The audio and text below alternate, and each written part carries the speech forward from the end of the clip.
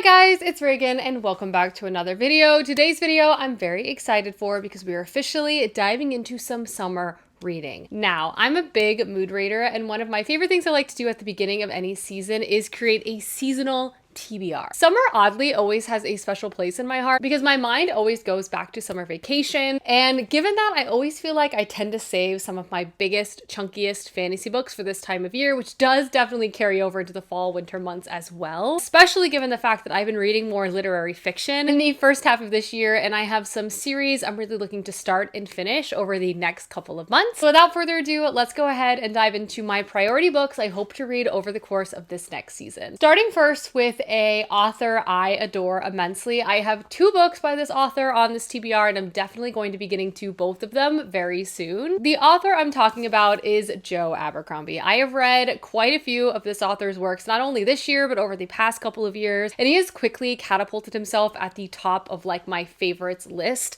His ability to write such fascinating, interesting, and dynamic characters with really compulsive plots just makes his book some of my all-time favorites. With that in mind, I'm almost completely caught up, which does make me quite sad, but I have two books of his I believe left. One of them is his brand new release called The Devils. This is a standalone fantasy horror novel, which, as I've mentioned before, fantasy and horror is one of my favorite genre combinations. I am a scaredy cat, but I think if something is set in a new or different world, I have an easier time consuming it. Specifically, this centers religious horror. We're following our main character, who's basically assigned to a new parish. He travels there, he's a little nervous, but he's really looking forward to like having a fresh start and making an impact in this community. But when he arrives at this new church, he realizes that every single member of his congregation is some type of like murderer, thieves. You kind of get the idea from there. And apparently the only way to save them is going to require some bloody measures to achieve a righteous end. I've only heard amazing things about this new release, and honestly, I feel like this could be like a top 10 for me for the year, so I'm so excited to read this soon. The other Joe Abercrombie book that's on my TBR is Wisdom of Crowds, which is the third and final book to the Age of Madness trilogy. I've read the first two books of the series this year and loved both of them. I think my favorite series installments of his so far, and basically every book he has put out within this universe, I've given 5 stars. So I feel like that's a rather strong rating. The Age of Madness trilogy follows a large cast of characters and is a direct continuation of his first trilogy, which is called the First Law trilogy. Essentially, it's a grimdark fantasy world, and you follow a group of characters who all have very ambiguous moral backgrounds. They also all come from like a wide range of like professions and involvements in politics and combat and things like that. Even their geographical locations can range quite broadly too. This particular series is kind of like the next generation of characters set in a new age where economic advancement and innovation is very much center stage, bringing a whole new host of misery to the everyday man. There's violent labor movements. There's of course other border scrimmages as this union is trying to maintain its power in the world. And in it, we're following again a great cast of characters as they're both trying to seize and maybe try to take away power from other individuals. It has been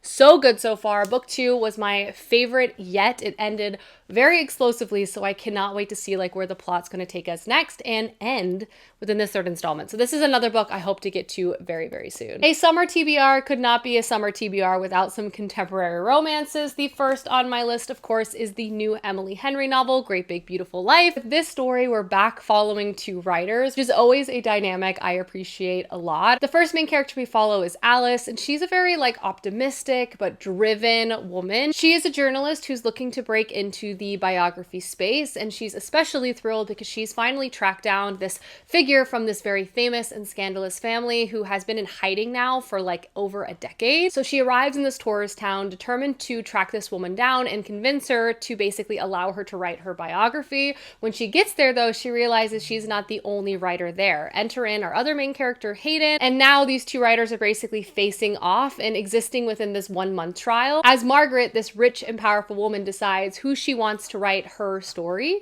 I've actually already read this book, and I would say this is a really nice balance between romance, obviously between Alice and Hayden. They kind of have this grumpy sunshine situation going on, but also it very much is about cataloging this family's stories. So it has this multiple timeline element to it too that's very interesting, and there's just lots of twists and turns in general. Then we have Say You'll Remember Me by Abby Jimenez. This is Abby Jimenez's newest release, another contemporary romance writer that I enjoy very much. Of Abby Jimenez's releases that I've read, this is definitely more in the emotional end, and I wouldn't necessarily say it gives summer vibes, but it follows our main characters, Xavier and Samantha, who very much get off on the wrong foot in their first meeting. Xavier is this very hot but grumpy veterinarian, and Samantha is there to try to get this lost kitten like treated. Basically, they fight but then decide to go on a date, and this date ends up being like the perfect date of their lives, but Samantha is about to leave to move across the country to stay with her family, who's currently going through a difficult time due to the medical reality of her mother. This is definitely a story that centers not just a romance and kind of like an unexpected romance, kind of wrong time, wrong place, but right person, with also some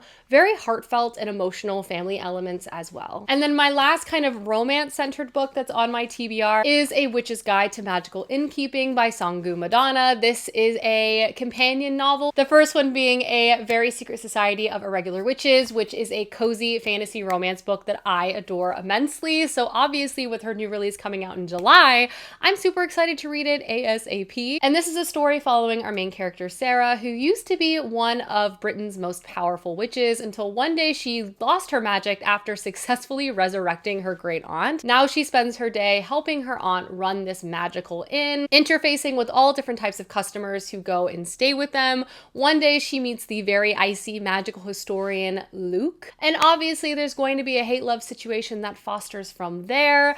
I really feel like Sangu Madana has such a great balance of like really interesting magical lore, found family, great cozy settings, and very well-paced romance. So I'm very excited that this is coming out soon, and I think it's going to be the perfect summer read. Next up, we have almost exclusively chunky fantasy novels with one sci-fi book thrown in. The first book that is on my TBR is The Grace of Kings by Ken Liu. I have to get to this. This has been on my TBR for years. I feel like I'm going to adore this, and for one reason or another, I've just been procrastinating about it, and I'm starting to get annoyed with myself. Ken Liu is not only well known within the fantasy sci-fi space as an author, but also as a translator. I've read some of his translated works, but I've never read one of his own releases. This book is set in a fantasy land that is comprised initially of 7 kingdoms, and due to this, there was constantly shifting alliances and warfare happening all of the time. But once a very powerful tyrant sort of united this land underneath one rule, people thought that yes, peace will finally reign, but instead stagnation and other difficulties began to rise as well. This is seemingly a multi-POV story where we're following a variety of characters from very distinct and different backgrounds that begin to travel alongside each other for various reasons. I feel like this is going to have a fantastic mix of like really well-written world building and politics with some great character dynamics too. Again, I've only heard fantastic things about this book. I really feel like I'm going to love it, and I want to read it desperately. Another book I've been putting off for reasons that I truly cannot articulate is The Daughter's War by Christopher Bowman. I really love Christopher Bowman's writing. I've read 2 other books of his, and this is actually a prequel installment to a book I read a couple years ago and loved, which was called The Black Tongue Thief. Christopher Bowman does combine elements of horror with his fantasy writing, and as I've already established, I love that so much. And specifically, The Daughter's War is following a character we already know and love named Galva. Essentially, we meet Galva and the Black Tongue Thief as she has to unexpectedly go on a quest with this thief after he tries to rob her. They strike up an unexpected but very endearing friendship along the way, and this story sort of follows Galva's participation in this gruesome and terrible war. So I think it's going to give us more context of not only her backstory, growing up surrounded by brothers, and then ultimately her decision to go off and fight. Knowing Christopher Bowman, I feel like this is going to have likely an interesting mix of humor, horror, violence, but still like a really deep plot too. I just need to get to this. I don't know why I haven't. I love Christopher Bullman. Then we have The Bright Sword by Lev Grossman, another book I have been deeply procrastinating on, and I think because it's due to the length, but I have so many chunky books on my summer TBR, I feel like that can no longer hold me back. This is Lev Grossman's approach to a Knights of the Round Table-esque story, and in it we're following our main character Colum, who is a gifted young knight, and he is very excited to arrive at Camelot and finally begin his career and hopefully join the Knights of the Round Table. But when he arrives, he realizes quite quickly that he has come too late. The great battle has happened. Most people have since disappeared or passed away. The entire city is kind of like up in arms and falling apart. And the only people sort of left to pick up the pieces are the outcasts of the original organization. From there, we watch Colum join this group of outcasts and sort of take on the next steps of this great fight against evil threatening the land. Lev Grossman is known to have a beautiful writing style. I'm also very curious about the character dynamics of this, and I just love any type of Arthurian legend-esque story. It's just a soft spot I have. Then we have a sci-fi novel that's been on my shelf now for years, a very popular one at that, and that is Project Hail Mary by Andy Weir. Many years ago, I read The Martian, which obviously is a super popular sci-fi release, and since then he has come out with Project Hail Mary, which has also gotten a lot of praise. For one reason or another though, I've been procrastinating on this. I wasn't sure when I wanted to pick it up, but recently it's been really calling out to me on my shelf. The concept of this also sounds rather exciting and intense. We're introduced to our main character Ryland, who is a lone astronaut millions of miles away from Earth with the fate of humanity in his hands in terms of trying to save Earth, but he doesn't remember any of that. He wakes up with 2 dead crewmates, his memory completely fuzzy, and he slowly begins to piece together this like larger mission that he was a part of. I feel like the concept of this is going to really suit Andy Weir's writing style. I also appreciate how he brings in elements of hard science within his